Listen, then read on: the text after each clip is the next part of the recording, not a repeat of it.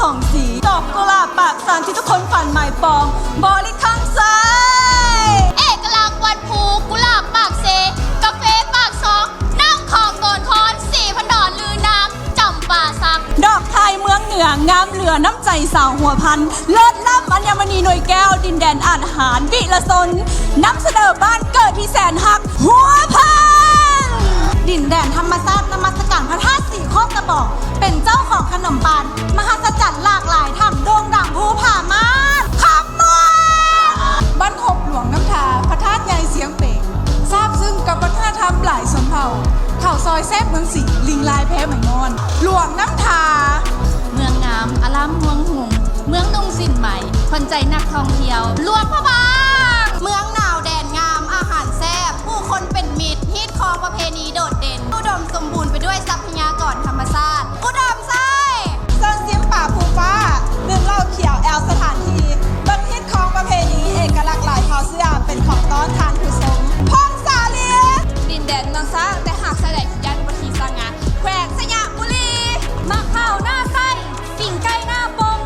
เหล่าขาวเมืองคงลำวงสารวัตรแหล่งกำเนิดไดโนเสาร์ห้อยล้านปีนำเสนอดินแดนแห่งอัญมณีแขวงสวรรค์เขตเอกลักษณ์เผ่าเสาหลักเมืองดินแดนเฮืองกาแฟหมากแมงแหล่งผลิตน้ำตกดินดำรกแห่ธาตุมีข้อประลาดตีวงทรงเสียงแคนแดนวีรชนเซกองพระธาตุหลวงมิงขวัญสาวลาวปุญญานิสถานกาบไหวหอพระแก้วนำเสนอเมืองเอกอันภาคภูมิใจนครหลวงเวียงจันทร์เมืองก้าวไผ่หนามลือน้ำอ่างน้ำงืมตำนานเดินไหลเงาอูข่าวสาวเมืองคนเมืองคำงืมเวียงจั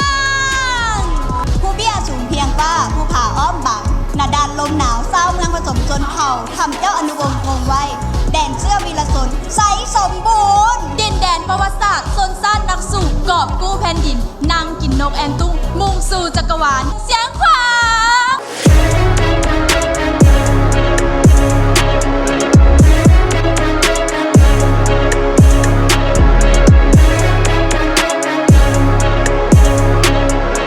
ฉะนั้นแล้วน้องๆบ่ต้องย่านสิ่งที่เราต้องเฮ็ดในตอนนี้ก็คือฟังเสียงหัวใจของตัวเองว่ามันอยากเฮ็ดหยังแล้วนำมันไปจนกว่าเราจะสำเร็จเพราะสิ่งสุดท้ายแล้วที่จะอยู่นำเรานั่นก็คือความภาคภูมิใจและการลงมือเฮ็ดตามความฝันของตัวเองและในมื้อนี้เนาะเป้าในฐานะที่เคยผ่านการประกวดในเวที Miss Universe ลาวมาแล้วและเป็นหนึ่งในผู้เข้าประกวดในปีกายเป้าอยากให้ทุกคนเนาะตั้งใจแล้วก็แสดงตัวตนของตัวเองในมื้อนี้ออกมาให้ดีที่สุดเพราะว่าทุกคนจะรู้จักเจ้า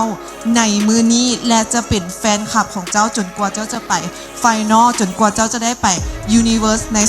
2024 ดังที่หวังไว้แม่นบ่คำคืนนี้เนาะเป็นมื้อทำอิฐในการเปิดโตของน้องสาวงาม18คนสุดท้ายคือกับป่าเป้าเว้าเนาะก็อยากให้ทุกคนแบบปลดปล่อยความเป็นตัวเองออกมาเต็มที่แล้วก็สู้เต็มที่เนาะแล้วก็ไอ้ยมเองก็บ่มีหยังเนาะอวยพรให้น้องทุกคนแบบโชคดีแล้วก็เดินทางสู้ไปพร้อมๆกันแล้วก็หวังว่าเขาจะได้เพชรเม็ดงามร่วมเดินทางไปเม็กซิโกนำเฮาปีนี้เขาเห็น Miss Universe ลาวมีการส่งเสริมแม่หญิงลาวเนาะที่มีความกล้าแสดงออก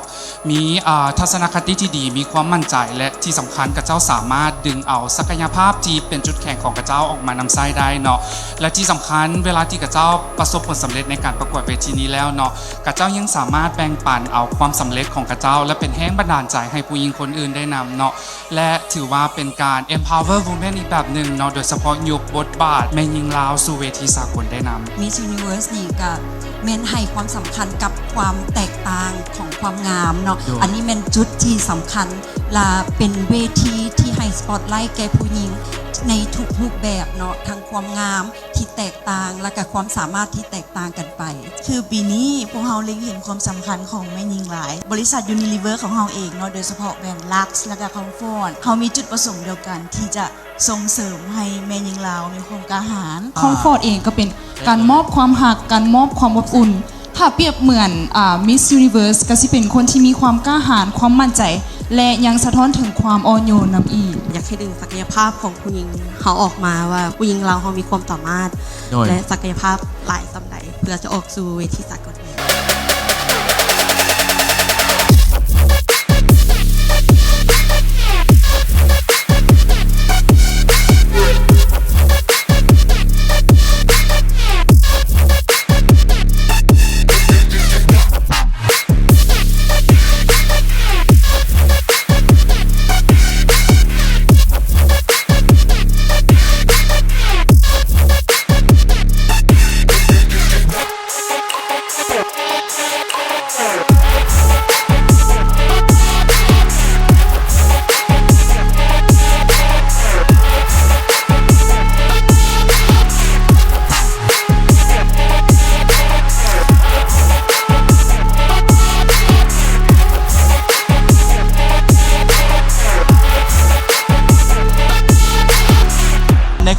นี้พวกเขามีทั้งหมด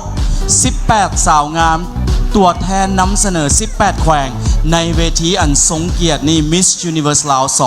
2024 เพื่อค้นหาผู้หญิงที่เข้มแข็งที่สุดในปีนี้ไปไฟที่ประเทศ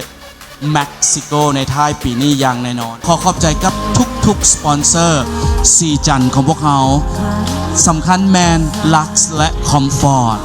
และนางงามทุกทานอินฟลูเอนเซอร์ทุกคนที่มาห่วมในครั้งนี้และพร้อมทั้งขอขอบใจกับทางทานสถานทูตทุกทานเนาะที่ว่าได้เข้ามาห่วมงานครั้งนี้ในค่ำคืนนี้เป็นค่ำคืนที่น่าประทับใจและน่าจดจำที่สุดอย่าลืมว่าปีนี้พวกเขาจะได้ต้อนรับ Miss Universe 2023 เชนิส ปาลาชิโอสก็เป็นการที่ 72 ปีที่ Miss Universe มาเยี่ยมยามประเทศลาวในวันที่ 5, 6, 7 นี้ติดตามการเดินทางของเขาได้อย่างแน่นอนและแน่นอนจะเดินห่วมทางไปกับน้องปะเป้าที่จะเป็นทูตท่องเที่ยวที่ดีและนำพาเขานั้นได้ท่องเที่ยวทั่วประเทศลาวโดยเฉพาะสาวหลวงพระบางเกียมโตให้พร้อมจะได้ไปพบทุกท่านแน่นอน